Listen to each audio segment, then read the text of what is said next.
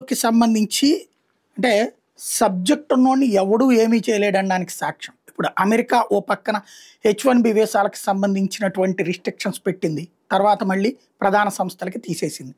అట్లాగే ఎవరైతే ఇంతకుముందు H1B వీసా తీసుకుని ఉద్యోగానికి వెళ్ళి ఆ తర్వాత ఉద్యోగం పోగొట్టుకున్నారో వాళ్ళు తిరిగి వచ్చేస్తుంటే ఇప్పుడు మన దేశానికి వచ్చేసిన వాళ్ళని కూడా మీరు వచ్చేయండి H1B వీసా మీకుంది కదా అని చెప్పేసి ఇప్పుడు అక్కడ ఉన్నటువంటి సాఫ్ట్‌వేర్ కంపెనీలు పిలిచి ఉద్యోగాలు ఇస్తున్నాయి మళ్ళీ.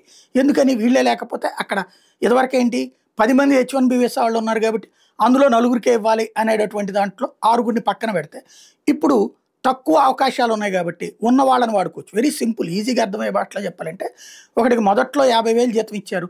తర్వాత లక్షకు వచ్చేటప్పటికి లక్షని తీసేసి ఇద్దరు 50,000 వాళ్ళని పెట్టుకుంటారు.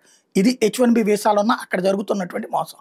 ఇప్పుడు ట్రంప్ తీసుకొచ్చింది ఒక రకంగా భారతీయులకు ప్రయోజనం అయిపోయింది. ఇప్పుడు అట్లా కాకుండా H1B ఆల్రెడీ ఉన్నటువంటి వాళ్ళకే ఇవ్వాలి కాబట్టి పిలిచి మరి ఉద్యోగాలు ఇస్తున్నారు. మరొక వైపున వాళ్ళు అక్కడ ఉద్యోగాలు ఇవ్వబోతారని మా దేశానికి రండి అని చెప్పేసి జర్మనీ రాయబారి పిలుస్తున్నాడు.